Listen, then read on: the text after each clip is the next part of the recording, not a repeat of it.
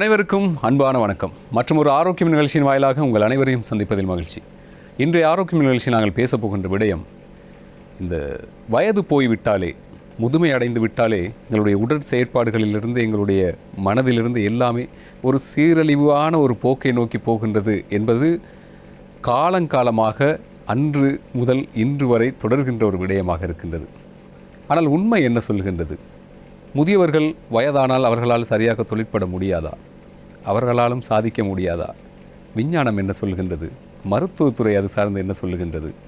அவர்களுக்கு வருகின்ற நோய்களிலிருந்து அவர்கள் உடல் ரீதியாகவும் சரி, உள ரீதியாகவும் சரி பாதிப்படைகின்ற பொழுது அதிலிருந்து வெளியில் வந்து அவர்களும் தங்களுடைய வாழ்க்கையை ஒரு சகலரும் வாழ்வது போல் ஒரு இயல்பான முறையில் வாழ்வதற்கான வழிவகைகள் இலங்கையில் எப்படி இருக்கின்றது போன்ற பல்வேறு விடயங்களை பற்றிய ஒரு முழுமையான அலசலாகத்தான் இன்றைய ஆரோக்கியம் நிகழ்ச்சி அமையவிருக்கின்றது.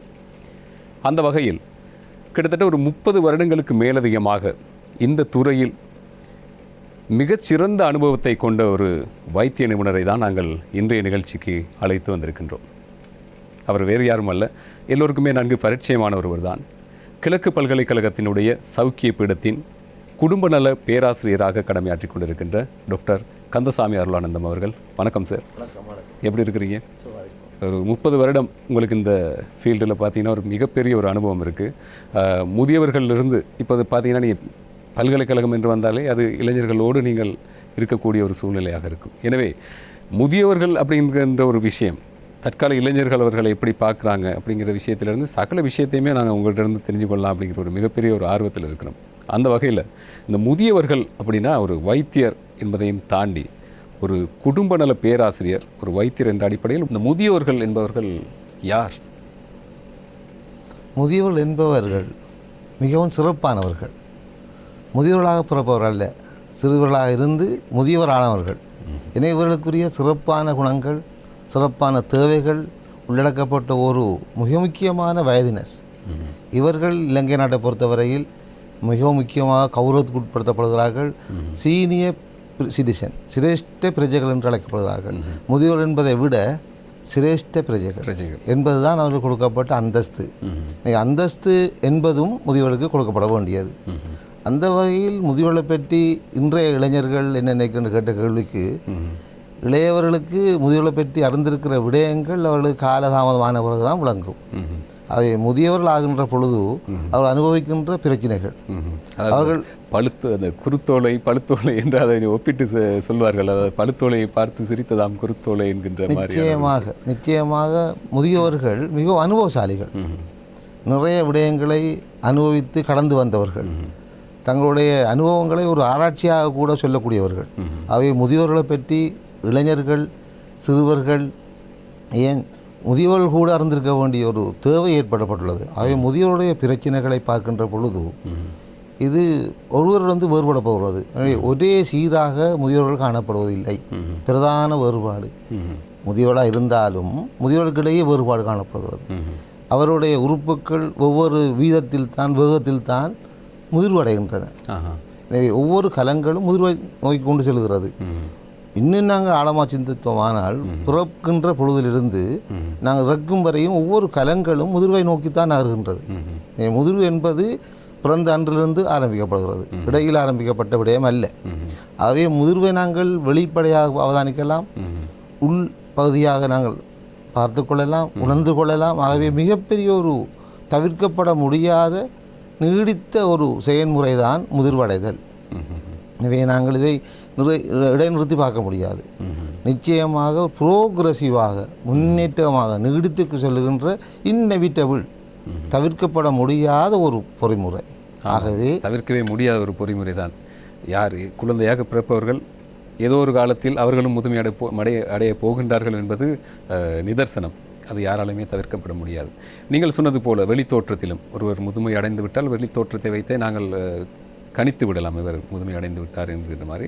அதே போல் உடல் சார்ந்த உறுப்புகள் சார்ந்த சில விடயங்களையும் நீங்கள் சொல்லியிருந்தீர்கள். இப்போ இலங்கையினுடைய விடயத்தை நாங்கள் எடுத்துக்கொண்டால், உலக சுகாதார ஸ்தாபனம் சொல்லியிருக்கின்ற ஒரு அறிக்கையின்படி 2022ஆம் ஆண்டினுடைய அறிக்கையின்படி இலங்கையில் முதியோர்களினுடைய எண்ணிக்கை மிக அதிக அளவில் இருப்பதாக அந்த அறிக்கை சொல்கின்றது.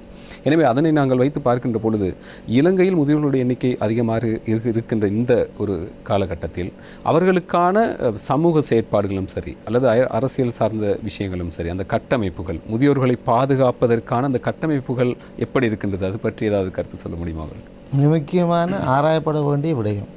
இதை நாங்கள் டெமோக்ராஃபிக் டிரான்சிஷன் என்று சொல்கின்றோம்.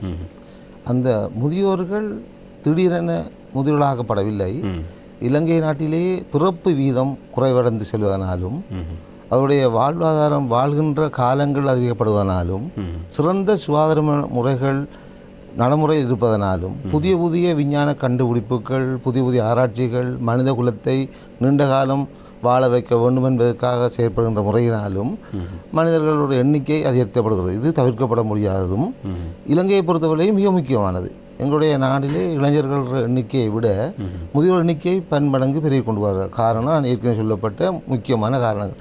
அதைவிட மிக முக்கியமான சமூக இன்றைய கால பிரச்சனையில் முக்கியமாக இளைஞர்கள், யுவதிகள், நடுத்தர வயதினர் வெளிநாட்டுக்காக தங்களுடைய நாட்டை விட்டு இடம்பெயர்வதனாலும் இருக்கின்ற முதியோர்கள் எண்ணிக்கை அதிகமாக காணப்படுவதாக உணர வேண்டியிருக்கிறது.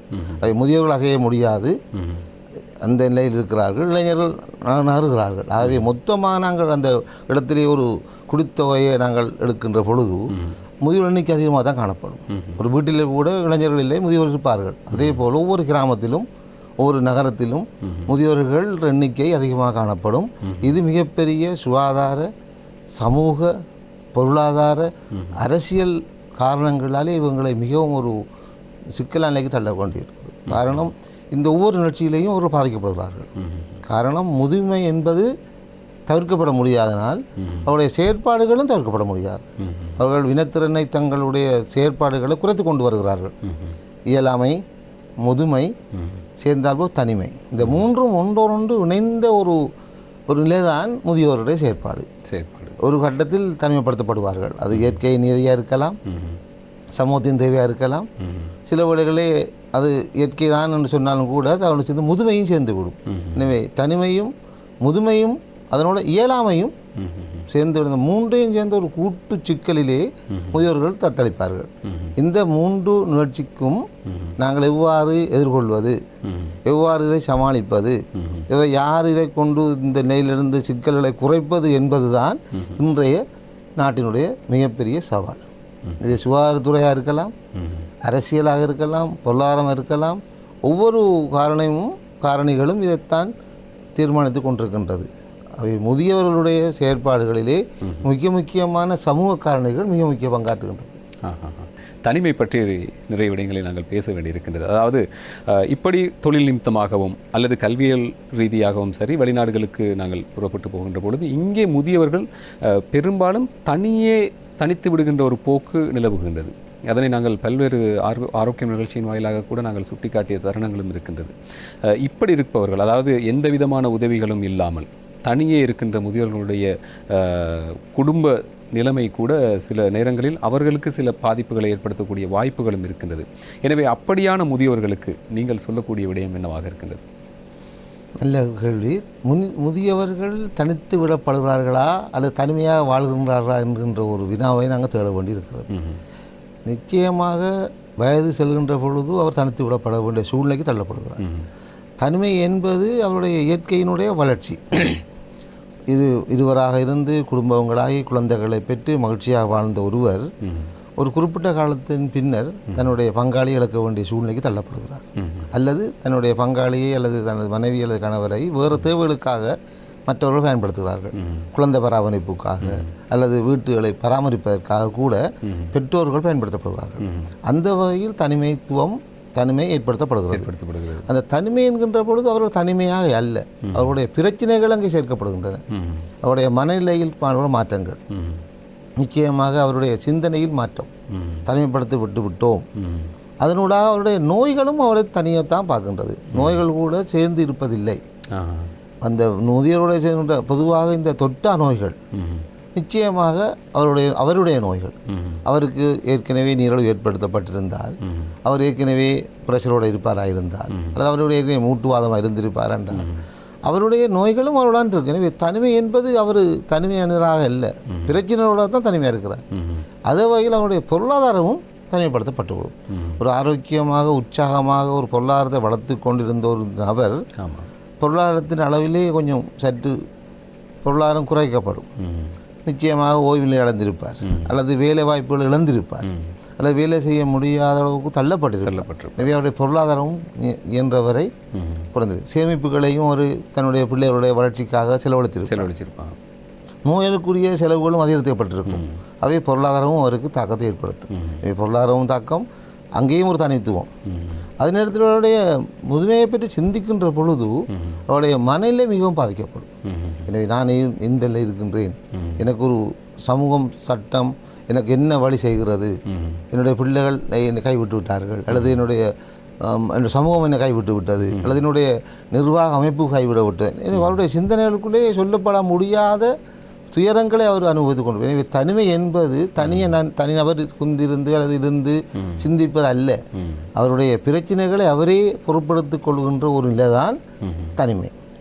தனிமையை நாங்கள் மிகவும் அவதானத்தை பார்த்தால், அவருடைய ஆழமாக நாங்கள் நேரடியாக கலந்தாலோசித்தால், அவருடைய பிரச்சனைகளை நாங்கள் புத்தகங்களாக எழுதலாம். அனுபவங்களை பகிர்வார்கள் தங்களுடைய ஆரம்ப காலம். எனவே அவர்கள் பகிர்வதற்குரிய சந்தர்ப்பங்கள் கொடுக்கப்படுவதில்லை. விளையாட்டுக்கள், களியாட்டங்கள், கோயில் திருவிழாக்களுக்கு செல்ல முடியாதவர்களாக இருப்பார்கள். ஒரு சமூகத்திலேயே பங்களிக்க வேண்டியவர்கள் பங்களித்தவர்கள் பங்களிக்க முடியவில்லையே என்ற ஒரு ஏக்கத்தோடு இருப்பார்கள். ஒரு சந்தேகம் இல்லை பண்ணுறது டாக்டர். அதாவது இப்போ இந்த நாங்கள் பேசுகின்ற இந்த விடயம், இந்த முதியோர் நலன் சார்ந்து பேசுகின்ற இந்த தருணத்தில் இந்த விடயத்தை ஒரு கிராமத்தில் இருக்கின்ற கிராமப்புற சூழலில் இருக்கின்ற முதியோர்களுக்கும் நகர்ப்புற சூழலில் இருக்கின்ற முதியோர்களுக்கும் இடையிலான பிரச்சனைகள் என்பதே அது இரண்டு விதமாக பேசப்பட வேண்டிய ஒன்றாக நான் நினைக்கின்றேன். காரணம் என்னவென்றால், நகர்ப்புறங்களில் இருக்கின்ற முதியவர்களுக்கு இப்படியான இந்த தனிமை சூழல், மற்றது உடற்சார்ந்த தொழிற்பாடுகள். இப்போ கிராமப்புறத்தில் இருக்கின்ற ஒரு முதியோர்களை எடுத்து பார்த்தோம்னா பெரும்பாலும் ஆலயங்களோடு சம்பந்தப்பட்ட சில தொழிற்பாடுகள், சில விடயங்களில் இயங்குவது, நண்பர்களோடு பேசி பழகுகின்ற ஒரு சூழல் இருப்பது, அல்லது வீட்டு தோட்டங்கள் போன்ற சில அப்படியான சில விவசாய முயற்சிகளில் ஈடுபடுவது, இப்படி உடற்சார்ந்த ஒரு தொழிற்பாடுகள் அங்கே இயங்கிக் கொண்டிருக்கும். அது மட்டுமல்லாமல் இந்த நீங்கள் சொன்னது போல ஒரு நன்றாக சம்பாதித்து கை நிறைய சம்பாதித்தோம், இப்பொழுது எதுவுமே இல்லாமல் வாழக்கூடிய மாதிரியான அது சார்ந்த ஒரு உளவியல் போக்கு.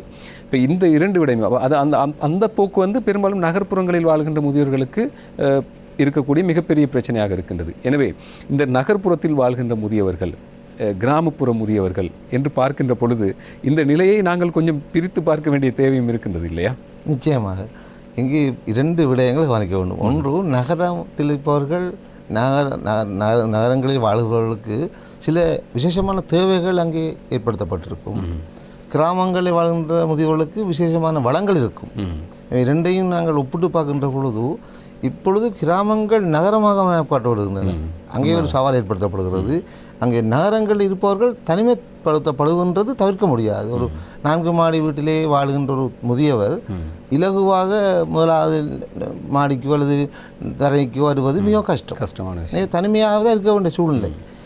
ஏற்கனவே கூறிய போல கிராமத்தில் இருப்பவருக்கு ஒரு சாதாரண வயல்வெளிகள் அல்லது ஒரு சாதாரண வீட்டு பண்ணை அல்லது தொழில் செய்வதற்குரிய வாய்ப்பு அதிகம்.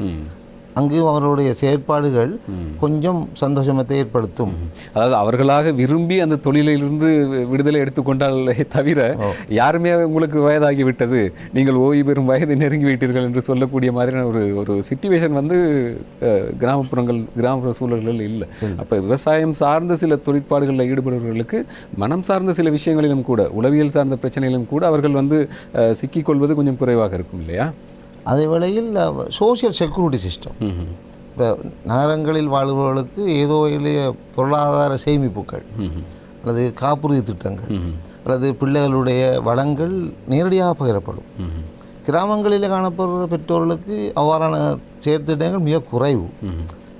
மிகவும் உழைத்து கொண்டிருப்பவர்கள் ஏன் நாங்கள் எப்படி மற்றவர் தங்கியிருக்க வேண்டும், எங்களுடைய கைகளை நாங்கள் உழைக்கலாம் என்கின்ற ஒரு நல்ல எண்ணங்களோடையோ காப்புறுதி திட்டங்களையோ அல்லது ஒரு அதிகூடிய சேமிப்புகளையோ அவர்கள் செய்வதல்ல. ஒரு நம்பிக்கையிலே வாழ்கிறவர்கள். அவர்களுக்கு நம்பிக்கையாக எனது கிராமம் எனது சமூகம் என்னை காப்பாற்றும், என்னுடைய செயற்பாடுகளுக்கு வழிவகுக்கும், நான் மகிழ்ச்சியாக இருக்கின்ற என்னொன்று மனநிலையை தள்ளப்படுவார். அங்கே சில குறிப்பிட்ட லிமிட்டேஷன் இருந்தாலும் அவருடைய வாழ்க்கை முறை ஒப்பீட்டு ரீதியில் தனிமைகள் குறைவு. எனவே அவருடைய வாழ்க்கை முறையில் ஒரு தனிமைத்துவம் இருந்தாலும் தனிமையில் அவர்கள் ஓரளவு சம்பந்தமாக வாழக்கூடிய வாய்ப்பு இருக்கும். காணவுடைய அயலவர்கள் உறவினர்களை அடிக்கடி சந்திக்க வேண்டிய சூழ்நிலைகளுக்கு கிடைக்கும். அந்நகரங்களில் இருப்பவர்களுக்கு அவருடைய இந்த நிர்வகிக்கப்பட்ட எல்லைக்குட்பட்டவர்களை மட்டும்தான் சந்திப்பார்கள். ஆகவே அந்த உறவுகளும் அங்கே பாதிக்கப்படும். கிராமங்களில் இருப்பவர்கள் முதியவர்கள் மிகவும் சந்தோஷம் இருக்கிறார்கள். காரணம் அவருடைய இயற்கையை ரசிக்கிறார்கள். முடியுமான அளவுக்கு ஒரு ஆலயங்களுக்கு செல்வார்கள். முடியுமான அளவுக்கு ஒரு ஒரு கடற்கரைக்கு போய் நின்று தங்களுடைய இயற்கையாக சுவாசத்தை காற்றை நேசிப்பார்கள். எனவே முதியவர்களுடைய வாழ்வு முறை நிச்சயமாக கிராமப்புறங்களில் சிறப்பாக தான் காணும். பொருளாதார ரீதியாகவும் சில விதமான சில சுகாதார தேவைகளும் கொஞ்சம் மட்டுப்படலாம். ஆனால் அவருடைய சமூக மாற்றங்களிலே அதிகளவு மகிழ்வாக வாழ்பவர்கள் கிராமத்தில் வாழ்கின்ற முதியவர்கள். நோய்களும் பொருளாதாரங்களையும் ஒப்பிட்டு பார்க்கும் நேரம் கொஞ்சம் பாதிப்பு இருந்தாலும் வாழ்வியலிலே அவர் சொந்தம் இருக்கிறார்கள். ஏதோ நிறைவான செல்வம், நிறைவாக வாழ்கிறோம் என்ற உணர்வை அவர் சொல்கிறார்கள். முதியவர்கள் அவருடைய உணர்வுகளை கொஞ்சம் நாங்கள் ஆராய்ந்து பார்த்தால் சில வழியாக அவர்கள் கூடியளவு மன குழப்பமாக இருப்பார்னு நான் கருதுகிறேன். இப்போ இன்னொரு மிக முக்கியமான விஷயம் இருக்கிறது. நாங்கள் என்னதான் பேசி கொண்டிருந்தாலும் ஒவ்வொரு குடும்பமும் ஏதோ ஒரு வகையில் ஒரு முதியவரை கொண்டிருக்கக்கூடிய ஒரு வாய்ப்பு இருக்கின்றது. தனி குடும்பங்கள் அதிகரித்து இருக்கின்றது. இப்போ நான் பெரும்பாலும் இந்த நிகழ்ச்சிகளில் பேசக்கூடிய விடயம் இந்த தனி குடும்பங்கள் பற்றி நிறையவே பேசியிருக்கின்றோம். தனி குடும்பங்களில் முதியவர்களுடைய பங்களிப்பு எப்படி இருக்குமா அப்படிங்கிறதே ஒரு கேள்வியான ஒரு விஷயமாக இருக்கின்ற காலகட்டத்தில் பெரும்பாலும் குடும்பங்களில் இந்த முதியவர்களோடு இருந்து வாழக்கூடிய அந்த ஒரு வாய்ப்பு, குடும்பங்களில் முதியவர்களுக்கு இருக்கக்கூடிய சவால்கள், பிரச்சனைகள் என்று நீங்கள் என்னென்ன விடயங்களை நான் காணுங்க? நிச்சயமாக நிறைய சவால்கள் இருக்கின்றன. அவருடைய படுக்கறையிலிருந்து உணவு முறை, அன்றாட வாழ்வியல் முறை, நாங்கள் அதை சொல்கின்றோம் பேசிக் ஆக்டிவிட்டிஸ் ஆஃப் டெய்லி லிவிங். ஒவ்வொரு நாளும் தினமும் அவர் செய்கின்ற அடிப்படையான செயற்பாடுகள், கால் எழும்புதல், இறைவணக்கம் செலுத்துதல், சலம் மலம் கழித்தல், அவருடைய அன்றாட நடவடிக்கைகளை மேற்கொள்வதற்கான அடிப்படை வசதிகள், அது நிச்சயமாக அவருக்கு சவாலாக இருக்கும். அடுத்தது இன்ஸ்ட்ருமெண்டல் ஆக்டிவிட்டீஸ். அவர் சற்று கொஞ்சம் உயர்வாக ஒரு சந்தைக்கு சென்று பொருட்களை கொள்வனவு செய்வது, வங்கிக்கு சென்று தன்னுடைய கணக்குகளை சரிபார்ப்பது, அல்லது சில தூரங்கள் அபியாசம் மேற்கொள்வது, இவ்வாறான சூழ்நிலையில் அவர் ஆக்டிவிட்டீஸ் கொஞ்சம் அதிகம் இருக்கும். எனவே இந்த சவால்கள் வயது செல்ல செல்ல நிச்சயமாக குறைந்து கொண்டே போகும். ஆகவே இன்ஸ்ட்ருமெண்டலாக இருக்கின்ற ஒரு முதியவர் ஒரு குறிப்பிட்ட காலத்தில் அடிப்படையை மட்டும்தான் செய்வார். இது ஒரு சவால். அந்த சவால்களுக்காகத்தான் எங்களுடைய சுகாதார மேம்பாடு முதியோருக்காகவும் ஏற்படுத்தப்படுகிறது. சிறு சிறு அபியாசங்கள், ஆரோக்கியமான உணவு முறைகள், அவருடைய உணவு தேவைகளை மாற்றிக்கொள்ளுதல், அவருடைய அவருடைய நாக்கில் காணப்பட்ட ருசியின் அளவு குறையும், அவருடைய அரைத்து கொள்ளக்கூடிய பற்கள் என்ற செறிவு பற்கள் பலம் குறைந்திருக்கும், அவருடைய தசைகள் சற்று தளர்ந்திருக்கும், அவருடைய தேவைகள் குறைக்கப்பட்டிருக்கும். இப்படியான அவர்களுடைய அந்த உடற்தொழிற்பாடுகள் இப்படி அந்த குறைந்து போகின்ற அந்த சந்தர்ப்பங்களில் பெரும்பாலான சந்தர்ப்பங்களில் குடும்பத்தில் இருக்கின்றவர்களுக்கு இதனை சரியாக எல்லோராலுமே சரியாக விளங்கிக் கொள்ள முடியாது. முதியோர்களையும் சொல்வார்கள் அவர்கள் ஒரு குழந்தைகள் என்று, வயது முதிர்ந்த குழந்தைகள் என்று தான். ஏன்னா குழந்தைகளுக்குரிய அனைத்து பக்குவங்களையும் அந்த முதியோர்கள் தங்களுடைய வயதில்லை அடைகின்ற பொழுது அவர்களிடம் அந்த குணாதிசயங்கள் வெளிப்படும் என்ற மாதிரியான ஒரு போக்கும் இருக்கின்றது. எனவே இப்படியான ஒரு சூழ்நிலையில் குடும்பத்தில் இருக்கின்ற எல்லோருமே முதியோர்களுடைய இப்படியான சில விடயங்களை சரியாக உணர்ந்தவர்களாக பெரும்பாலும் இருக்க முடியாது. அப்படியே உணர்ந்தவர்கள் இருந்தாலும் கூட இப்போது இருக்கின்ற இந்த நெருக்கடியான வாழ்க்கை முறை, இயந்திரமயமாகிவிட்ட அந்த தொழிற்பாடுகள், இப்படியான ஒரு போக்கில் பெரும்பாலும் நீங்கள் சொல்வது போல் அது ஒரு சமையல் சார்ந்த விடயமாகவே இருந்துவிட்டாலும் கூட சின்ன சின்ன முரண்பாடுகள் வருவதற்கான வாய்ப்புகள் மிக அதிகமாகவே குடும்பங்களில் இருப்பதற்கான வாய்ப்புகள் அதிகமாகவே இருக்கின்றது. எனவே அப்படி சின்ன சின்ன முரண்பாடுகள் வருகின்ற பொழுது ஒரு முதியவராக இருந்தாலும் அவர் அந்த குடும்பத்தில் எப்படி தன்னை கட்டமைத்துக் கொள்வது சிறந்ததாக இருக்கும். அதே போல முதியவர்களை பராமரிக்கின்ற ஏனைய குடும்ப அங்கத்தவர்கள் எந்தெந்த விடயங்கள் எல்லாம் கவனம் செலுத்துவது சிறந்ததாக இருக்கும்? நிச்சயமாக அந்த விடயத்தில் தான் அந்த பராமரிப்பு முறை தன்னைத்தானே அவர் மேம்படுத்தக்கூடிய சில முறைகளை கையாள வேண்டும். தன்னுடைய தேவைகளை அவர் அறிந்து கொள்ள வேண்டும். தன்னுடைய பிரச்சனைகளை எவ்வளவு புரிந்து கொள்ள வேண்டும். இந்த சந்தர்ப்பங்களில் எங்கள் இளைஞர்களுக்கும் குடும்பத்தினருடைய ஒரு முரண்பாடு வரக்கூடிய வாய்ப்பு. காரணம், தொடர்பாடல் திறன் மாற்றப்படுகிறது. இவருடைய செவிப்புலன் குறைக்கப்படுகிறது, பார்வைப்புலன் குறைக்கப்படுகிறது, இவருடைய அசைவுகள் குறைக்கப்படுவதனோட இவருடைய தேவைகளை இலகுவில் செய்ய முடியாமல் தத்தளிப்பார்கள். அந்த வகையில் முரண்பாடு ஏற்படும். உதாரணத்துக்கு பொழுதுபோக்குக்காக ஒரு டிவி சேனலை தேடுகின்ற பொழுது முதியவர்கள் பழைய நிகழ்ச்சிகளை, பழைய பாடல்களை, பழைய ஆரம்பங்களை விரும்புவார்கள். இளைஞர்கள், சிறுவர்கள் மற்றும் அடுத்த பக்கத்துக்கு தேடுவார்கள். இதிலே ஒரு முரண்பாடு ஏற்படுகிறது. உணவு தயாரித்தல், குழந்தைகளுக்கு, கணவருக்கு, வேலை செல்கின்ற மக்களுக்கு ஆக செய்யப்படும் உணவு முறைகளும் முதியோருக்கு செய்யப்படுகிற உணவு முறைகளிலே மாற்றம், முரண்பாடு வர வாய்ப்புகள். சந்தர்ப்பங்கள், நிச்சயமாக சில சந்தர்ப்பங்கள், ஒரு விளையாட்டு போட்டி அல்ல, ஒரு வீட்டில் நடக்கின்ற ஒரு பிறந்த நாள் நிகழ்ச்சி கூட இவங்க எதிர்பார்க்கின்ற அளவுக்கு முக்கியத்துவத்தை குறைத்து கொள்வார்கள். இந்த முக்கியத்துவம் கூட நிற்கக்கூடும், அங்கேயும் ஒரு முரண்பாடு. எனவே இந்த முரண்பாடுகள் தவிர்க்கப்பட முடியாது. முரண்பாடுகளை குடும்பங்கள் தவிர்ப்பதற்கு இவருடைய முன்கூட்டிய அனுபவமும் இவருடைய தனிப்பட்ட நடத்தைகளும் குழந்தைகள் புரிந்து கொண்ட முறையும் முக்கியம். எனவே இது ஒரு நாட்களில் வருவதல்ல, இது படிப்படியாக. எனவே நன்றான முறையில் பேணப்படுகின்ற உறவு முறைகள் சீர்குலைய மாட்டாது.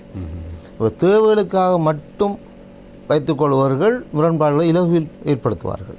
எனவே அன்புக்காகவும் அனுபவத்துக்காகவும் பாசத்துக்காக வருகின்ற முதியவர்கள் எப்பொழுதும் போற்றப்படுவார்கள். பொருளாதார மையமாக கொண்டு, இவருடைய தொழில்களை மையமாக கொண்டு, அவருடைய இருக்கின்ற திறமைகளை மட்டும் கருதி கொண்டிருப்பவர்கள் தேவைகள் மாற்றப்படுகின்ற பொழுது முரண்பாடுகளை தோற்றுவிப்பார்கள். எனவே இந்த முரண்பாடுகளை தோற்றுவிப்பது அந்த சந்தர்ப்பங்களும் ஏற்படுத்தப்படுகின்ற தேவைகளும். இந்த தேவைகளை இவர் குறைத்துக் கொள்வதும் சந்தர்ப்பங்களை மாற்றிக்கொள்வதும் ஒரு சிறந்த செயற்பாடு. எனவே அவர் யோசிக்க வேண்டும், இந்த வயது போன டைமில் நாங்கள் இதில் தவிர்த்து கொள்ளலாம் தானே, நாங்களே இந்த போட்டி அதை எடுக்க வேண்டும், நாங்கள் அதை விட்டுக் கொடுக்கலாம் தானே மனப்பாங்கு முதியோருக்கு வர வேண்டும். சிறுவர்களும் யோசிக்க வேண்டும், நாங்கள் முதியவர்கள், அவர்களுடைய உணர்வுகளை மதிக்க வேண்டும் என்றே ஒரு சமூகத்திலே காணப்படுகின்ற ஒரு முரண்பாடு தவிர்க்கின்ற பொறுமுறைகள் நாளாந்தம் வளர்க்கப்பட வேண்டும். எனவே முரண்பாடுகளை ஒரு சண்டையிலே முடிக்காமல் ஒரு சமரசத்தில் முடிக்கக்கூடிய ஒரு உடன்பாடுகளை குடும்பங்கள் வளர்க்க வேண்டும். சார், நிறைய நல்ல விடயங்களை நீங்கள் பேசிக்கொண்டு வருகின்ற இந்த சூழ்நிலை, இப்போ பார்த்தீங்கன்னா இந்த குடும்பத்தினுடைய சிதைவுகள் அப்படின்னு நம்ம சொல்கிறதுக்கான காரணம் வந்து என்னென்னா, இந்த மேற்கத்தைய கலாச்சாரத்திலிருந்து நாங்கள் எந்தெந்த விடயங்களை கற்றுக்கொண்டிருக்கின்றோம், எந்தெந்த விடயங்களை நாங்கள் கற்றுக்கொள்ளாமல் இருந்திருந்தாலே அது சிறப்பாக இருந்திருக்கும் அப்படிங்கின்ற அது மாதிரியான ஒரு விவாதம் அது பேசப்பட வேண்டிய ஒரு விடயமாக இருக்கின்றது தற்காலத்தை பொறுத்த வரைக்கும். ஆனால் சில விடயங்கள் யதார்த்த வாழ்க்கை முறையில் தவிர்க்கவே முடியாத சில விடயங்களாக மாறிவிடுகின்றது. அந்த வகையில் தான் இந்த தனி குடும்பங்களினுடைய அதிகரிப்பு. இது அதிகரித்து விட்டதே என்று நாங்கள் வெறும் விமர்சனங்களை வைத்து அதனை நாங்கள் தவிடுபொடியாக்குவதில் எந்த விதமான பிரயோசனமும் இல்லை. ஆனால் இந்த தனி குடும்பங்களினுடைய அதிகரிப்பு முதியோர்களை எந்த அளவுக்கு பாதிக்கின்றது, அதற்கு மாற்றீடாக எப்படியான செயற்திட்டங்களை நாங்கள் வகுத்துக் கொள்ளலாம்? இது ஒரு சிக்கல் வாய்ந்த ஒரு வினா. காரணம், அவருடைய தேவைகள் தனி குடும்பமாக இருந்தாலும் அவருடைய சுய கௌரவம், டிக்னிட்டி விளக்க விரும்ப மாட்டார்கள். அவருடைய பிள்ளைகளைத்தான் நாங்கள் பராமரிக்க வேண்டும் நினைத்தாலும் தனிமைப்படுத்த வேண்டும், தங்களை அவர்கள் ஒரு வேலைக்காக அமர்த்துகிறார்கள், அப்யூஸ் பண்ணப்படுகிறார்கள். அவங்கள் ஏதோ ஒரு வகையில் எங்களை பயன்படுத்துகிறார்கள், எங்களுக்காக மட்டும் இந்த செய்கிறார்கள் ஒரு மனப்பாங்கு வருவமாக இருந்தால் அங்கேயே ஒரு பிரச்சனை வருகிறது. அதுக்கு மாறாக இல்லை, நான் என்னோட பங்களிப்பு செய்ய வேண்டும், என்ற குழந்தைகளுக்கு நான் பங்களிப்பு செய்ய வேண்டும், தொடர்ந்து உயர்ச்சி செய்ய வேண்டும் என்று சொன்னால் அங்கேயே அந்த பிரச்சனை குறைவு. இப்போ துரதிருஷ்டவசமாக குடும்பங்களுடைய மனநிலையை பார்க்கின்ற பொழுது இரு சாராரும் உழைக்க வேண்டிய சூழ்நிலை. குழந்தைகளை மற்ற குழந்தைகளைப் போல தங்கள் குழந்தையை கொண்டு வர வேண்டும் அல்லது கற்பிக்க வேண்டும் என்ற ஒரு இனம் புரியாத ஒரு போட்டித்தன்மை, எதிர்காலத்தை பற்றி அதிகளவு சிந்தனை. பெற்றோர்கள் எவ்வாறு தங்களுடைய குழந்தைகளை ஆரோக்கியமாகவும் சிறப்பாகவும் வளர்த்தார்களோ இன்றைய காலை பெற்றோர்கள் நினைக்கிறார்கள், எங்களுடைய குழந்தைகள் எதிர்காலத்தை நாங்கள் எவ்வாறு வைக்க வேண்டும். அது முற்றிலும் மாற்று கருத்துக்கு சிந்திக்க வேண்டிய வினா. எனவே குழந்தைகளை வளர்க்க வேண்டியது பெற்றோரின் கடமை. அவருடைய எதிர்பார்ப்புகளை நாங்கள் நிறைவேற்ற வேண்டும் என்பது அவர்களுடைய தேவை. குழந்தைகளை வளர்ப்பதும் நற்பிரஜைகளாக உருவாக்குவதும் நல்ல பண்புகளை வளர்ப்பதும் பெற்றோரின் கடமை. பிள்ளைகள எதிர்காலத்துக்காக இவர்கள் தங்களை மிகவும் ஒரு போட்டித்தன்மையாக மாற்றுகின்ற பொழுது பெற்றோர்களும் குழந்தைகளும் ஒரு சிக்கல் நிலைக்கு தள்ளப்படுகிறார்கள். இப்போ இன்றைய காலகட்டத்தில் இங்கே காணப்படுகின்ற ஒரு அவசரமான தேவைகளை ஒரு சமூகத்தினுடைய தேவையாக பார்க்கின்றார்கள், ஒப்பிட்டு பார்க்கின்றார்கள். ஒப்பிட்டு பார்ப்பதில் பெருமளவு தோல்வியடைகிறார்கள். எனவே தனிமனுடைய வெற்றி அவருடைய திறன்களிலும் அவர் தேடுகின்ற அறிவிலும் அவர் வாழ்கின்ற சூழலிலும் தான் தங்கியிருக்கிறது. எனவே தனி மனித வெற்றியை நிர்ணயிக்கக்கூடிய ஆளுமைகள், திறன்கள், அவருடைய செயற்பாடுகளை வளர்ப்பதற்கான சூழல்களை பெற்றோர்கள் கொடுப்பதில்லை. பரீட்சைகளுக்காக புள்ளிகளையும் அந்த பரீட்சையை நோக்கிய அந்த மொத்தமான முடிவுகளைத்தான் எதிர்பார்க்கிறான தவிர அந்த பிள்ளையின் எதிர்காலத்தை பற்றி சிந்திக்கிற வீதம் குறைக்கப்படுது. ஆனால் பழைய காலத்தில் அல்லது முற்காலத்துக்கான பெற்றோர்கள் ஒரு முழு மனிதர்களை உருவாக்குவதை பங்காற்றுகிறார்கள். இப்பொழுது தொழிலுக்காக பிள்ளைகளை வளர்ப்பது, பொருளாதாரத்துக்கான ஒரு குறுகிய நோக்கத்துக்காக வளர்த்து ஒரு வரட்டு கௌரவங்களை மேற்கொள்கின்ற மனப்பாங்கு இன்றைய கால பெற்றோர்கள் சரியாக சொன்னீர்கள். அந்த வரட்டு கௌரவமான ஒரு விடயம் தானே. அதாவது உறவுகள் என்றால் என்னவென்று தெரியாமலே சிலர் வளர்ந்து விடுகின்றார்கள். சிலர் ஏதாவது ஒரு பொதுவான ஒரு வைபவங்கள், ஒரு திருமண வைபவங்கள் அல்லது வேறு ஏதாவது ஒரு குடும்பம் சார்ந்த ஒரு வைபவங்கள் வருகின்ற பொழுது குழந்தைகள் இவர் யார், இவரை நாங்கள் என்னவென்று கூப்பிட வேண்டும் அப்படின்னு சொல்லுகின்ற நேரம் பெற்றோர்கள் முகம் சுலுக்குகின்ற போக்கு, அது தடுமாறி போகின்ற பல தருணங்களை நாங்கள் பார்க்கக்கூடியதாக இருக்கின்றது. எனவே இந்த நிலைமைகள் அப்படியே அதிகரித்து செல்லுமானால் உங்களுடைய குழந்தைகளுக்கு அது ஒரு மிகப்பெரிய ஒரு பாதிப்பாக இருக்கும் என்பதில் ஐயமே இல்லை. ஏனென்றால் உறவுகள் கூடி ஊர் கூடி இழுத்தால் தான் தேர் என்று சொல்வார்கள். எனவே அந்த அளவுக்கு உறவுகளுடைய முக்கியத்துவத்தை எங்களுடைய குழந்தைகளுக்கு சொல்லிக் கொடுத்து வளர்க்க வேண்டியதனுடன் அவசியம் பற்றியும் நாங்கள் பேச வேண்டியிருக்கின்றது. நிச்சயமாக உறவுகள் என்பதுதான் குடும்பம். குடும்பத்திலே காணப்படுகின்றது உறவுகள். அது கணவன், மனைவி, பிள்ளைகள், பெற்றோர், உறவினர்கள். அங்கே அந்த உறவு என்பது கட்டி பின்னி பிணைக்கப்படுகிறது. உறவின் ஊடாகத்தான் அங்கே பாசம் உண்டாக்கப்படுகிறது. இங்கே தற்காலத்து தனிமைப்படுகின்ற பொழுது இதற்கு ஒரு மிகப்பெரிய ஒரு இடைவெளி காணப்படுது. இந்த இடைவெளியை நிரப்புவது மிக கஷ்டம்.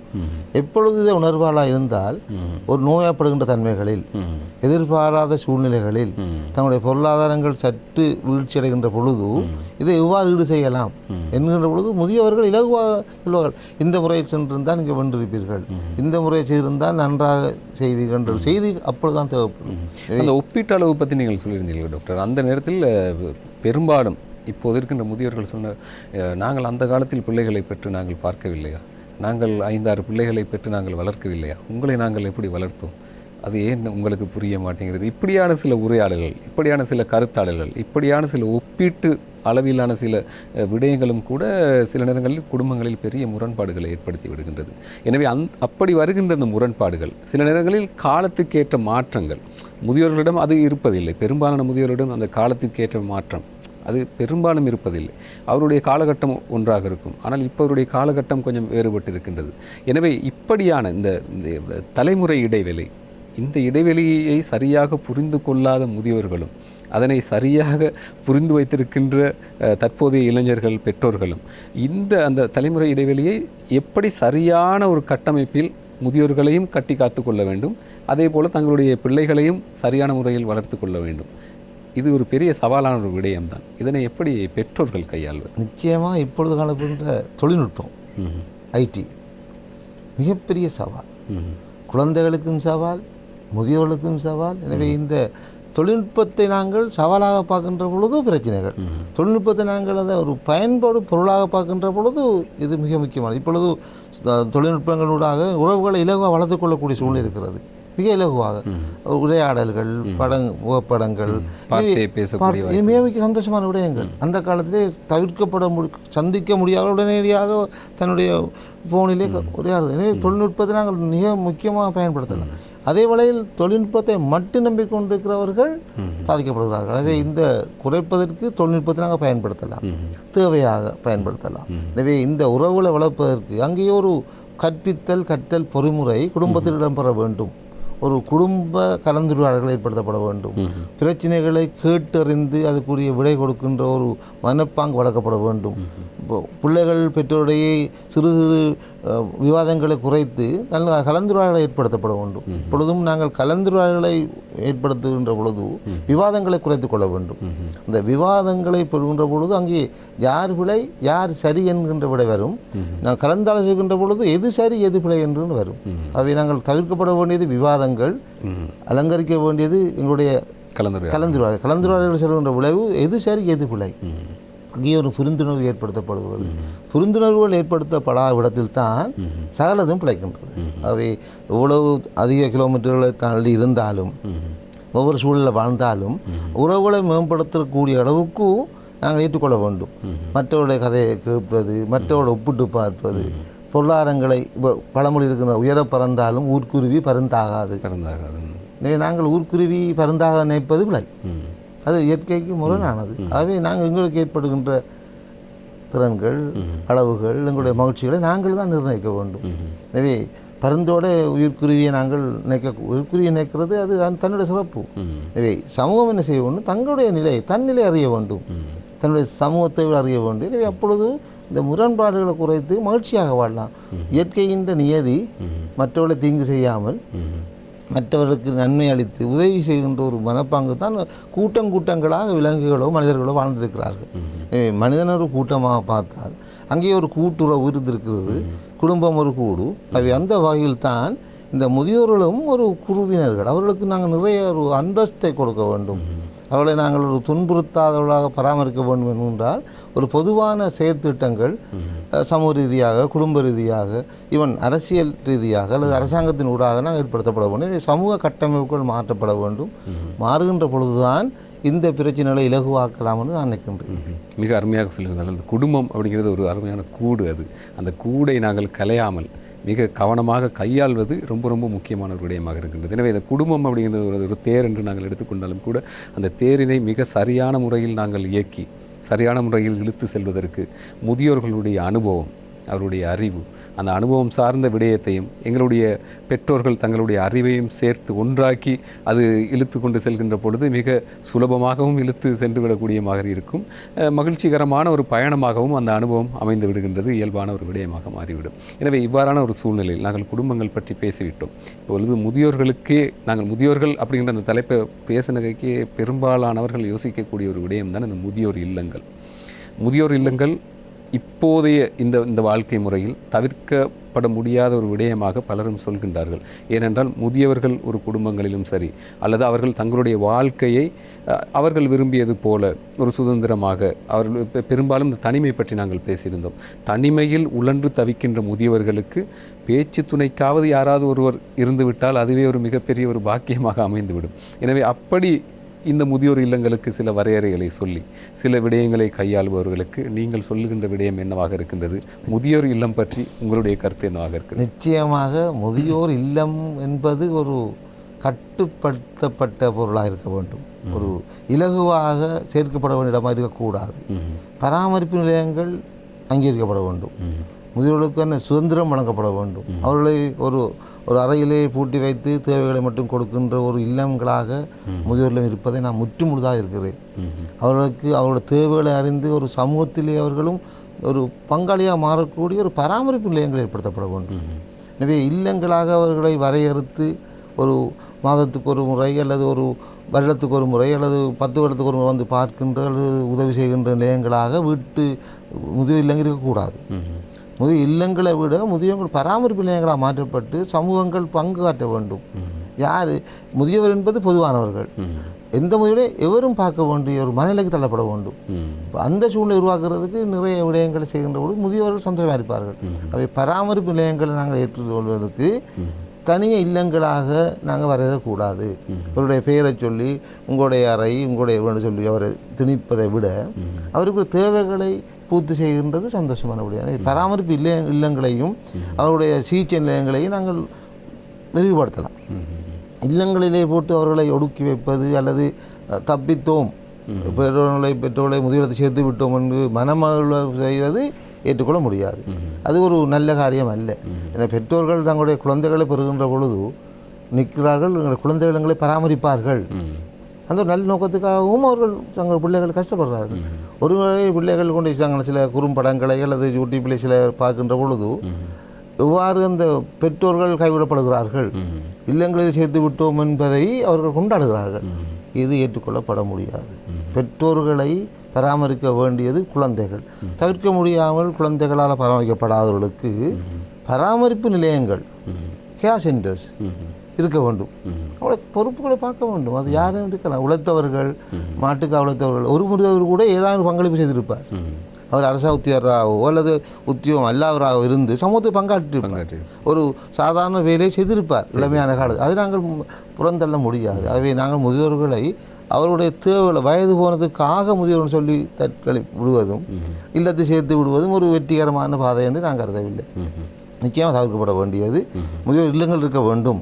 நிச்சயமாக சில முதியோர்களுக்கு தவிர்க்கவர்களுக்கு ஒரு இல்லங்கள் இருக்கத்தான் வேண்டும்.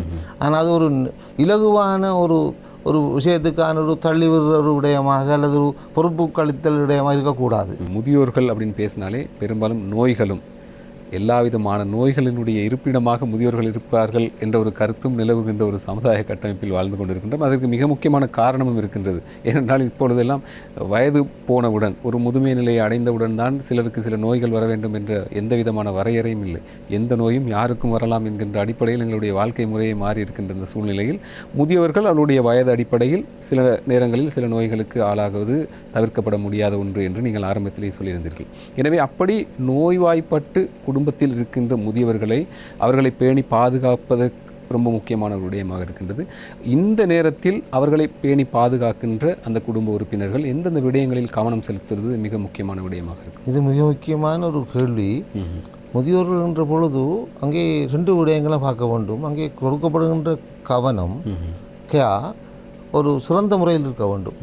நிச்சயமாக சில நோய்கள் சம்பந்தப்பட்ட விடயங்களிலே ஒரு மருந்து சிகிச்சை அளிக்கின்ற முறைகள் அல்லது ஒரு சலப்பை இந்த காணப்படுகிற பொழுது கதிட்டரைசேஷன் அல்லது உணவு கொடுக்க முடியாத பொழுது என்ஜி ஃபீடிங், சில வழிகளில் சில கால்காய்களில் ஏற்படுற புண்கள், சில வழியில் குளிப்பாட்டுகின்ற சில நடவடிக்கைகளுக்கு ஒரு பயிற்சி பெற்ற முறையானவர்கள் கட்டாயம் சேர்க்கப்பட வேண்டும். எனவே அங்கே அவர் சொல்லணும் ஃபார்மல் கேர், ஒரு பயிற்சப்பட்ட ஒரு தகுதி வாய்ந்த ஒரு தாதியர், அது சம்பந்தமான அனுபவப்பட்ட ஒரு வைத்தியர், அது சம்பந்தமான ஒரு பயிற்சிப்பட்ட ஒரு நியூட்ரிஷனிஸ்ட், ஒரு பிசியோதெரபிஸ்ட், இப்படியான டீம்களும் அந்த டீமோடு சேர்ந்து இன்ஃபார்மலாக மகள், மருமக்கள், பேரன்கள், அந்த உறவுகளும் பக்கத்து வீட்டுக்கார், இன்ஃபார்மல் ஃபார்மல் இரண்டும் ஒன்று சேர்ந்த ஒரு கேர் தான் மிகச்சிறந்த கேர். எனவே அந்த பொறுப்பானவர்களும் பயிற்றப்பட்டவர்களும் சேர்ந்து அந்த விடயத்தை மேற்கொள்வது. எனவே அங்கே ஒரு பரிபூர்ணமான ஒரு சிகிச்சை நடக்கும். எனவே துஷ்பிரயோகங்கள், முறைகேடான மருத்துவ முறைகள், அளவுக்கு அதிகமான செயற்பாடுகள், சில வேளைகளிலே ஒரு மருத்துவர் ஒரு சரியான அளவிலே ஒரு மருந்தை ப்ரிஸ்கிரைப் பண்ணியிருந்தால் அந்த மருத்துவருடைய நோக்கத்துக்காக அந்த மருந்தை ஒரு வீட்டிலே இருக்கிற ஒரு குழந்தை, சிறு பிள்ளை 2 குடிசை 3 குடிசைகளை அள்ளி கொடுக்கும், சொல்ல முடியாது. சில வேளைகளை இந்த மருந்து புண்ணிலை ஏற்பட்டால் அதை மருந்து கட்டுவதற்கு ஒரு 2 நாளைக்கு ஒருக்கா செய்ய வேண்டும் என்பதை ஒவ்வொரு நாளும் தினமும் செய்து கொண்டிருக்கிற சூழ்நிலைக்கு ஒரு தெரியாத ஒரு பராமரிப்பாளர் முற்படுவார் பொருளாதாரத்துக்காக. எனவே அங்கேயே ஒரு இன்ஃபார்மல் ஃபார்மலுக்கு இடையிலே ஒரு தொடர்பாளர் இருக்க வேண்டும். அது அங்கே பயிற்றப்பட்டவர்கள், அது துறை சார்ந்தவர்களும் மற்றவன் சேர்ந்து இயங்குகின்ற ஒரு நல்ல ஒரு சிறந்த ஒரு கேரிங் சிஸ்டம் உருவாக்கப்பட வேண்டும். ஆகவே இன்ஃபார்மல் கட்டாயம் தேவை, ஃபார்மல் கேரும் தேவை, 2ம் சேர்ந்ததானதுதான் உண்மையிலேயே சிறந்த முறையாக. எனவே எப்பொழுது அது தேவைப்படும் என்றால் அவருடைய நோயின் தன்மை அதிகரித்த விடையில் கட்டிலே படுத்து அசைய முடியாத சூழ்நிலை, நடமாட முடியாது, சில உணவு உட்கொள்ள முடியாத சூழ்நிலை, சில வேளை தன்னுடைய சலத்தை வளங்களை கழிக்க முடியாத சூழ்நிலை, தன்னை தானே ஒரு சொத்தை தனிநபர் சுகாதாரம் பேணப்பட முடியாத சூழ்நிலைகளிலேயே இங்கே ஒரு சிக்கலான நிலை வரும். இந்த நிலைகள் தான் மிகப்பெரிய சமூக பிரச்சனை எழுப்புறது. யார் பார்ப்பது, எப்படி பார்ப்பது, எங்கு பார்ப்பது. எனவே இதுக்குரிய சிஸ்டங்கள் நமது நாட்டில் மிகவும் ஒரு குறைந்த அளவில் தான் இப்பொழுது காணப்படுகிறது. ஒரு நீண்ட காலத்திலே மிகவும் ஒரு சிறந்த முறை ஒன்று உருவாக்கப்பட வேண்டும் என்பது என்னுடைய தனிப்பட்ட ஒரு விருப்பமும் தேவையும். அதற்கான நடவடிக்கைகள் நாங்கள் மேற்கொண்டு வருகிறோம்.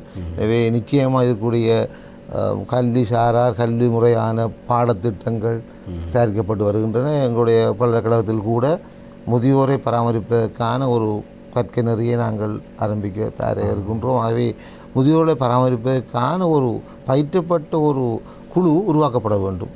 அந்த குழு இருந்தால் பெருமளவான பிரச்சனைகளை, தவிர்க்கப்பட வேண்டிய பிரச்சனைகளை தவிர்க்கலாம். எனவே அங்கே காணப்படுகின்ற நிறைய விடயங்களை நாங்கள் இலகுவாக கையாளலாம். இது ஒரு சமூக தேவை. எனவே அங்கே ஞாபக மறதி அடைகின்ற பொழுது அவருடைய செயற்பாடுகளை அவர் செய்ய முடியாத பொழுது அங்கே ஒரு கேர் கட்டாயப்படுத்தப்படுகிறது. அந்த கேரிலே நிச்சயமாக சகலரும் ஒன்றிணைய வேண்டும். அவர்களுடைய சுகாதாரம், அவர்களுடைய உணவு முறை, அவருடைய உறக்கம், அவருடைய சுற்றாடல், அவருடைய உடுப்பு எல்லாத்தையும் பராமரிக்க வேண்டிய ஒரு சிறந்த பொறுமுறை இருந்தால் அவர் அந்த முறையிலே சிறந்தவராக வாழ்ந்து தன்னுடைய இறுதி காலத்தை, அந்த இறுதி காலம் என்பது முதியோர்களிலே காணப்படும் மிகப்பெரிய ஒரு ஆதங்கம். எவ்வாறு என்ற அடுத்த கட்டம் எப்படி இருக்க போகுது, இதை நான் எவ்வாறு சமாளிக்க போகுது, இன்னும் யார் பராமரிப்பது, இன்னும் யார் பொறுப்பெடுப்பது, ஒரு தன்னம்பிக்கை இழக்கின்ற சூழ்நிலை வருகின்ற பொழுது தன்னம்பிக்கை கொடுக்கின்ற ஒரு சமூக கட்டமைப்பு அல்லது ஒரு ஏதானும் ஒரு சேவைப்பாடுகின்ற ஒரு செயற்திட்டம் உருவாக்கப்பட வேண்டும்.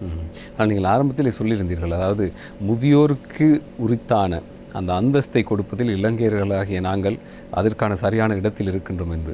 பெரும்பாலான உறவுகள் அந்த விடயத்தை மிக சரியான முறையில் செய்து கொண்டிருக்கின்றார்கள். நீங்கள் சொல்வது போல நோய்வாய்ப்பட்டிருக்கின்ற தருணங்களில் சில பயிற்றப்பட்ட பயிலுனர்கள் அல்லது அதோடு சம்பந்தப்பட்ட துறை சார்ந்த அனுபவம் மிக்க சில நபர்களை வைத்து அவர்களை பராமரிப்பது ஒரு வகையாக இருந்தாலும் கூட, பெரும்பாலும் வீட்டில் இருக்கின்ற உறவினர்களே அதனை சரியான முறையில் செய்து கொள்ளக்கூடிய ஒரு பக்குவத்தை கொண்டிருந்தாலும் கூட தான் செய்வதெல்லாம் சரியாகிவிடும் என்ற ஒரு போக்கு இல்லை தானே. எனவே பயிற்றப்பட்டவர்களை வைத்துக்கொள்வது மிக முக்கியமான ஒன்றாக இருக்கின்றது. இந்த இடத்தில் நான் சொல்லக்கூடிய கருத்து என்னவாக இருக்கின்றது என்றால், இந்த சமூக கட்டமைப்பு இலங்கையில் ஏதோ ஒரு மூலையில் அங்கொன்று இங்கொன்று சில விடயங்கள் மாறி நடந்துவிட்டாலும் கூட, பெரும்பாலும் பெற்ற பிள்ளைகள் தங்களுடைய பெற்றோரை பாதுகாப்பான முறையில் சரியாக பேணுகின்ற பல நிகழ்வுகளை நாங்கள் பார்த்து கொண்டு தான் இருக்கின்றோம்.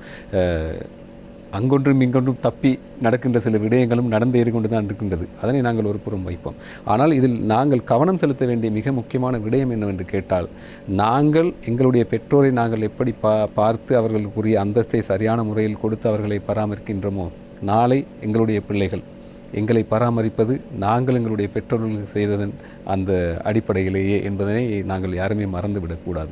அந்த கால சக்கரம், அந்த அடிப்படையான அந்த விடயம், அந்த வேலை திட்டம் தொடர்ச்சியாக ஒரு சங்கிலி போல அந்த கால கூட்டு குடும்பங்களில் நிகழ்ந்து வந்ததனுடைய பிரதிபலன்தான் இன்றைய முதியோர்கள் தங்களுடைய வாழ்க்கையை பெரும்பாலும் சுகமாக அனுபவிப்பதற்கான வாய்ப்பாக இருக்கின்றது. எனவே நாளை நாங்களும் எங்களுடைய முதுமை காலத்தில் ஒரு சிறந்த ஒரு வாழ்க்கையை நிம்மதியாக வாழ்ந்து முடிக்க வேண்டுமானால், நாங்கள் எங்களுடைய பிள்ளைகளுக்கு முன்னால் எங்களுடைய பெற்றோர்களை நாங்கள் எப்படி பாதுகாத்துக் கொள்கின்றோம் பார்க்கின்றோம் என்பதில் தான் தங்கியிருக்கின்றது நான் நினைக்கின்றேன்.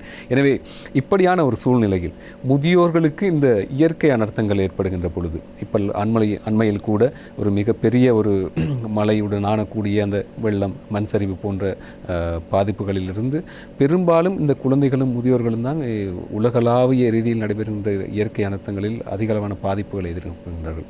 இப்படியான இயற்கை அனர்த்தங்கள் வருகின்ற பொழுதும் கூட நாங்கள் முதியோர்களுக்கு எப்படியான பாதுகாப்பு, எப்படியான விடயங்களை நாங்கள் கையாளலாம்? முன்கூட்டியே இதற்கான தயார்படுத்தல் செய்ய வேண்டும். நிச்சயமாக முதியோர்களை நாங்கள் இந்த சூழ்நிலைக்கு தள்ளப்படுகின்ற பொழுது அவர்களுக்கான சில முன்னேற்பாடுகளை செய்ய வேண்டும். குறிப்பாக இந்த முதியோர்கள் ஒரு ஆபத்தான நிலையில் இந்த இடத்தில் இருப்பது பொருத்தமல்ல என்பதை உணர்ந்து அவரை ஒரு பாதுகாப்பான சற்று பொருத்தமான சூழ்நிலைக்கு அவரை முன்கூட்டியே நகர்த்துவது சிறந்த விடை.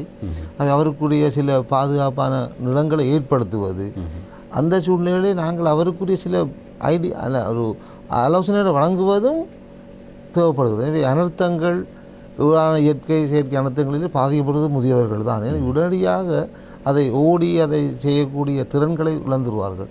எனவே முதியோர்களை நாங்கள் பராமரிக்கிற போது அங்கும் ஒரு பொறுமுறை செயற்படுத்தப்பட வேண்டும். அனர்த்தங்களின் போது முக்கியத்துவம் கொடுக்கப்பட வேண்டிய சூழ்நிலையாக முதியோர்களை நாங்கள் முக்கியத்துவப்படுத்துதல் என்பது அடிப்படையானது. எனவே நாங்கள் முக்கியத்துவம் என்கின்ற வேளையில் முதியோர்கள் முக்கியத்துவப்படுத்த வேண்டும். எனவே அங்கே முதியோர்களை நாங்கள் சரியாக பராமரிக்கின்ற பொழுது தன்னுடைய பெற்றோரை முக்கியப்படுத்துகின்ற ஒரு பிள்ளை இருக்குமா இருந்தால் அந்த முதியவருக்கு ஒரு மனதிலே ஒரு குழப்பம் வராது. என்ன கைவிட்டு விட மாட்டார்கள். அந்த ஒரு மனநிலையில் மகிழ்ச்சியாக இருக்கும்போது ஆசீர்வதிக்கப்படுவார்கள். முதியோர்களால் கொடுக்கப்படுவது ஆசீர்வாதங்கள்.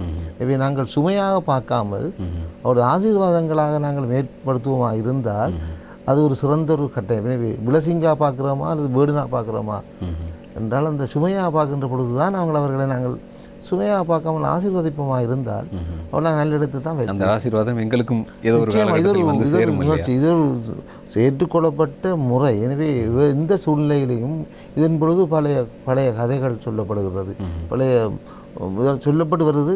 இப்பொழுது ஜனங்கள் ஏற்றுக்கொள்ளாட்டி உண்மைதான். ஆகவே கால சக்கரத்திலிருந்து யாராலும் எந்த விடயத்தையும் முதியோர்களை நாங்கள் பராமரிக்க வேண்டும். எங்களோட கடமை என்பதையும் சமூகத்தினுடைய பொறுப்பு என்பதையும் நாங்கள் ஏற்றுக்கொள்ள வேண்டும். எனவே முதியோருக்கான சில கொடுப்பனவுகள் அரசாங்கம் கொடுக்கிறது, முதியோருக்கான சில திட்டங்களை ஏற்படுத்தி கொண்டு வருகிறது. சில விஷயங்களே இன்னும் முதியோர்களுக்கான செயற்பாடு வருகின்ற பொழுதுதான் குழந்தைகளுக்கு ஒரு அந்த முக்கியத்துவம் விளங்கும். குழந்தை நினைக்கிறாங்க முதியோர்களுக்கு ஏன் இதை கொடுக்க வேண்டும் என்கின்ற பொழுது அவருக்கு அந்த செயற்திட்டங்கள் நாங்கள் ஒரு ப்ராக்டிஸாக மாற்ற வேணும். அதே இது ஒரு நீண்ட கால சவால், உலகம் முழுக்க காணப்படுகின்ற சவால். முதியோர்களாகி நாங்கள் ஒரு தேவையற்றவர்கள் பயனற்றவர்கள் என்று கருதுகின்ற பொழுது மாத்திரம்தான் இது பிரச்சனையாக வருகிறது. இவர் தேவையானவர்கள் பயனுள்ளவர்கள் என்கின்ற பொழுது அவர்களை பயன்படுத்துறது சமூகம் தயாராகத்தான் இருக்கின்றது. அது இந்த காலத்திலும் வெளிநாடுகள் கூட சில பெற்றோர்களை அவர்கள் உடனே வரவழைப்பது விருப்பங்கள் இருந்தாலும் தங்களோட குழந்தைகளை பராமரிப்பதற்காகவும் தங்களுடைய சொத்துக்களை பராமரிப்பு இலகுவானவர்களாகத்தான் பெற்றோர்களை பார்க்கிறார்கள். அதனால் சில சலுகைகளையும் பெறக்கூடிய இருக்கும். அதே அவர்கள் இந்த உள்நாட்டில் வந்து தன்னுடைய செயல்களை குறைத்துக் கொள்கிறார்கள். இது ஒரு மிகப்பெரிய ஒரு நீண்ட சங்கிலி தொடர். ஆமாம், முதியோர் நலன் பற்றி மிக அருமையான பல்வேறு விடயங்களை நாங்கள் பேசியிருந்த அத்தனை விடயங்களும் நிச்சயமாக அனைவருக்குமே பயனுள்ள விடயமாக அமைந்திருக்கும் என்பதில் எந்த விதமான மாற்று கருத்தும் இல்லை. இந்த அத்தனை விடயங்களையும் மிக சிறப்பான முறையில் எங்களுக்கு வழங்கியிருந்தார் கிழக்கு பல்கலைக்கழகத்தின் சௌக்கிய பராமரிப்பு பீடத்தினுடைய குடும்ப நல பேராசிரியர் டாக்டர் கந்தசாமி அருளானந்தம் அவர்கள். இந்த நேரத்தில் அவர்களுக்கு எங்களுடைய மனமார்ந்த நன்றிகளை தெரிவித்துக் கொள்கின்றோம். நன்றி. நன்றி. வணக்கம். இன்றைய ஆரோக்கியம் நிகழ்ச்சியில் நாங்கள் பேசியிருந்த அத்தனை விடயங்களும் உங்களுக்கு நிச்சயம் பயன் தரக்கூடிய விடயங்களாக அமைந்திருக்கும் என்ற ஒரு பெரும் நம்பிக்கையில் இன்றைய ஆரோக்கியம் நிகழ்ச்சியை நாங்கள் இத்தோடு நிறைவு செய்து கொள்கின்றோம். மீண்டும் மற்றும் ஒரு ஆரோக்கியம் நிகழ்ச்சியின் வாயிலாக உங்கள் அனைவரையும் சந்திக்கலாம். அதுவரைக்கும் நன்றி, வணக்கம்.